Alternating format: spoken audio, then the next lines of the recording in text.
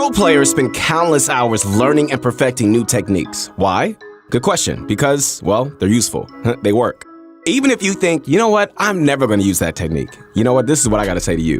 You just never know. It might come in handy, it might save your skin and even earn you a dub one day. What's going on, guys? It is your motivation guy. Make sure to follow me on my new Insta. That is at your motivation guy. Once again, at your motivation guy. Connect with me as soon as you can. I would love to hear from you. I'm not responding to anybody on my old Insta, only on this one. I want to help inspire you guys to be great in this game and also in life. So we're back again with 7 more pro techniques you probably aren't using. Most of these are not new or anything like that, but still, you'd be surprised at how little use they see.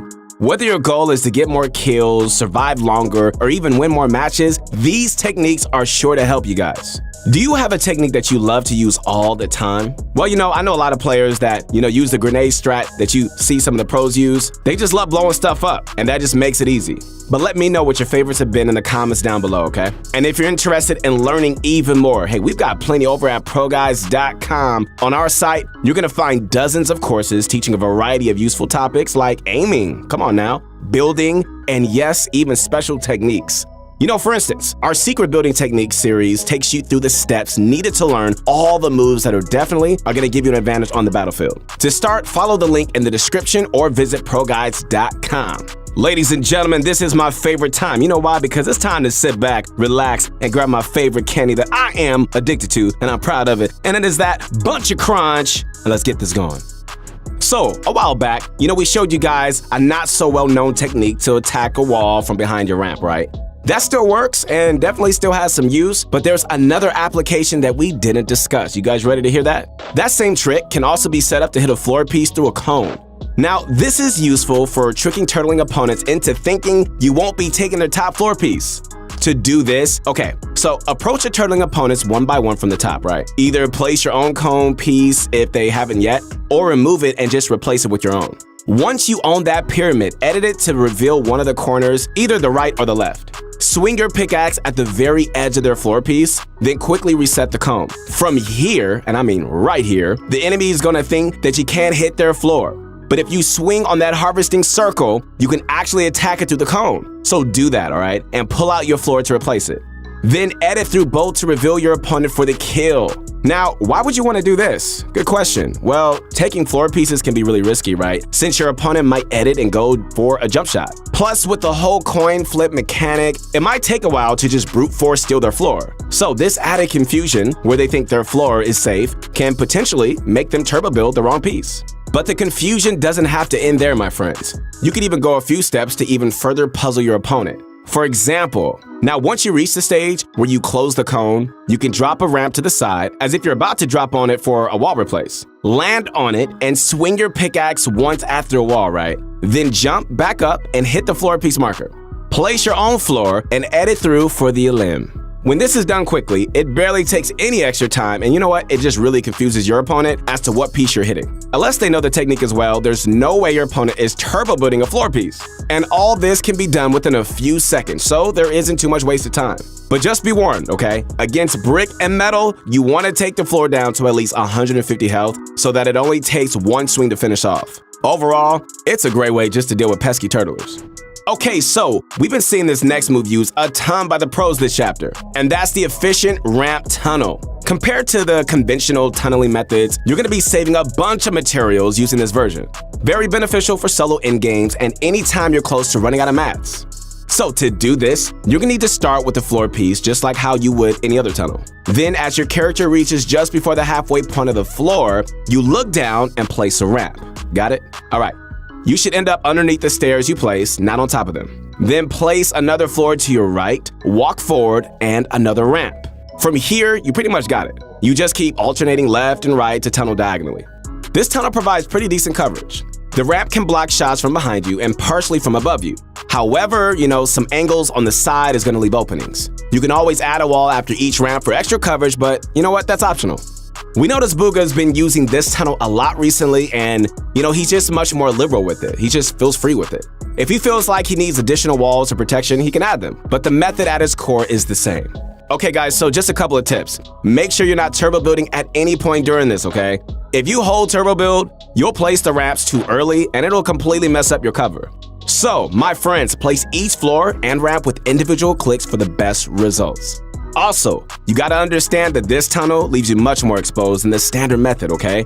Since you're only using 2 mats instead of the 4 or 5 that traditional tunnels take, there are slight gaps if your opponents have the right angle. So really, only use this if you're running low on mats or if you're just desperate to conserve. Alright guys, so this next move is a wall edit style known as the Kanata Classic. Named after the up-and-coming young phenom Kanata for making it popular. It's relatively simple. All you're doing is really like performing a wall edit where you punch out everything but the bottom 2 tiles in the left column. To perform it as Kanata does, start with the top right tile, go all the way down, left by 1 tile, up all the way, and finish at the top left corner. This creates a tiny little wall in the corner, right? That bit is enough for you just to hide behind and go for jump shots or right-hand peeks against players pressuring your box. After you shoot, you can quickly aim at that piece and reset the wall to get your cover back. Just make sure that you're positioning close to where the section will be before you confirm. So, why would you want to perform this over your regular wall edit? Well, first, you know what? It's unpredictable. Reading a peek with most other edits is pretty straightforward, but with this one, you can right-hand peek or you could just go up for the jump shot, making it much harder for the enemy to predict. You know, another reason is to deny your opponent's pickaxe swing. The best time to go for an edit play is when the enemy is outside your box, is swinging their pickaxe. The only problem is if you make the edit while they're mid-swing, they might still hit your wall and replace it. Then you're left in a pretty uncomfortable, sticky situation.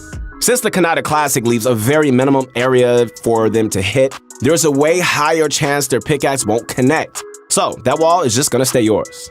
It takes some time to practice, guys, to get used to this, all right? Practice makes perfect. It really does. But once you get it down, man, it's a fantastic way to go for aggressive peaks. All right, so the next technique is a classic that you definitely need to start using, like immediately, if you aren't already. It's the rocket launcher shotgun combo, which lets you get free damage in on pretty much any box-up player. It's effortless too, to be honest. All you gotta do is fire an RPG at a player behind some builds, pull out your shotgun, line up your crosshair, and fire right as the rocket hits. With the right timing, they can build fast enough to block that shotgun hit. Of course, you do have to have some sort of idea of like where your opponent is. If they're behind a fully built metal structure, this trick is not gonna work. Not only will the metal survive the rocket, but you know what? It's gonna be hard to spot your target as well. But if they're behind wood or something that's still building, the rocket devastates everything in its path so you can land a hit. It may seem like a simple trick, and it is, but we continuously see players with both weapons in their inventory not utilizing this trick. Even if you miss the timing, you haven't really lost out on anything. So next time you go to rocket somebody else's base and you're within range, remember to combo your shotgun along with it. All right, coming up next, another simple but effective trick. This one, we're calling the Better Turtle Ramp. It doesn't seem very useful at first, but it's advantageous in several ways. So, anytime you're playing defensively in your own box and someone like takes your wall, your first move is usually to jump and place a ramp, right? Come on, we all know that's true. But instead of putting the ramp forward, you should turn around, look down, and place it that way.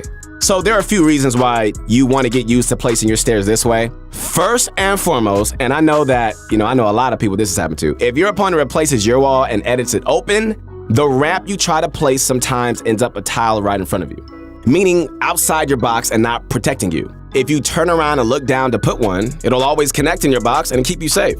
Not only that, but the most reliable escape route when your wall gets taken is almost always editing out the back of your box. Placing the ramp this way can be done as you're turning around, and it just saves a bit of time.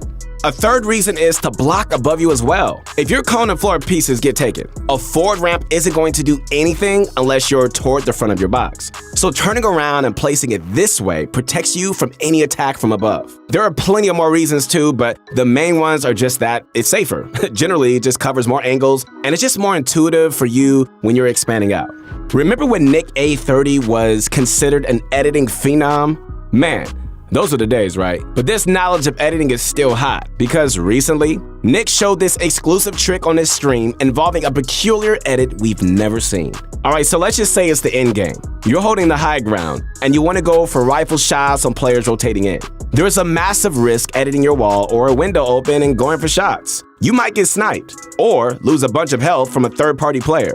So Nick came up with this flexible, cost-effective way of adding cover when you go for shots. So start by editing your wall open, then placing 2 cones in front, one at the top and one at the bottom. You edit 3 tiles on the bottom cone, right? If you're peeking left, edit everything but the bottom left tile. And if you want to peek right, then leave the bottom right tile unedited. Then edit the corner of your wall so that it lines up perfectly with the bottom cone.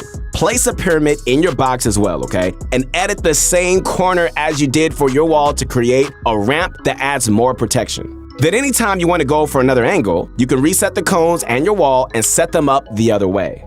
You know, it takes valuable time placing cones and editing them, so try to set this up in advance. Figure out what direction players are likely to rotate in from and put the cones down before the storm starts closing in. You don't want to be setting this up when there's shooting to be had, because by the time you finish, you might lose your opening. So always try to place the cones before engaging. This final move isn't like a specific technique, as it is a general strategy, and that's shooting structures with your shotgun. You know, many people don't even know this, but the tactical shotgun actually does pretty decent damage towards structures. It does. The epic and legendary variants hit as hard or harder than a pickaxe with each shot. About 75 damage with the purple and 75 with the gold. The pumps do significantly less, so generally, you want to attack with this strategy. But why would you use one over a pickaxe, you ask? Alright, let me show you in this example from Benji Fishy. He destroys his opponent's base with a rocket and, unfortunately, misses the combo shot. Now, if Benji were to walk up, pull out his pickaxe and go for the wall, his opponent would clearly see it coming, right? So instead, Benji waits until he's in wall placing range and uses his shotgun to take it. Since he's a bit farther away, the guy in the box doesn't even expect it. So Benji gets it for free and cleans up the kill. I mean, look at this, my friends. Benji even lines up his crosshair on the enemy before he shoots. Edit plays from turtles are super common. So indeed, if they were to open the wall for a shot, Benji could just get lucky and land a free hit. Just another reason to use your shotgun this way. This does not only apply to walls, but also against ramps. Walking up the pickaxe stairs is predictable, but no one expects the shotgun replace. Now, we're not saying that you should only use your shotgun against structures. A pickaxe attacks much faster and does more damage overall. Plus, it doesn't take up ammo you'll eventually have to reload. But anytime a wall or ramp is low and you're within replacing range, using your attack shotgun might catch your opponent off guard. Alright, so to summarize, my friends, the 7 techniques we showed you are the floor take fake out, the efficient ramp tunnel, the Kanata classic wall edit, RPG shotgun comboing, the better turtle ramp, Nick A's 30s protected peak, and using tac shotguns against structures. Although some of these are more difficult than others, they all require one word, I'm sure this is your favorite word, and that is practice. You have to ingrain these patterns in your mind if you want to perform these in a real match. So definitely spend some time in creative, going over them and just getting to a point where you're just pulling them off with ease. Well, hope you enjoyed this video. Once again, this is your motivation guide. That's right, your friend, the one and only Keith Allen. Again, make sure to connect with me on my new Instagram at Your Motivation Guide. And posting up vids to help inspire you to not only be great in this game, but also in life. Hope you enjoyed this video. If you did, drop a like, sub to the channel, and remember to use code PROGUYS in the item shop to support the team. Once again, we'll see you next time.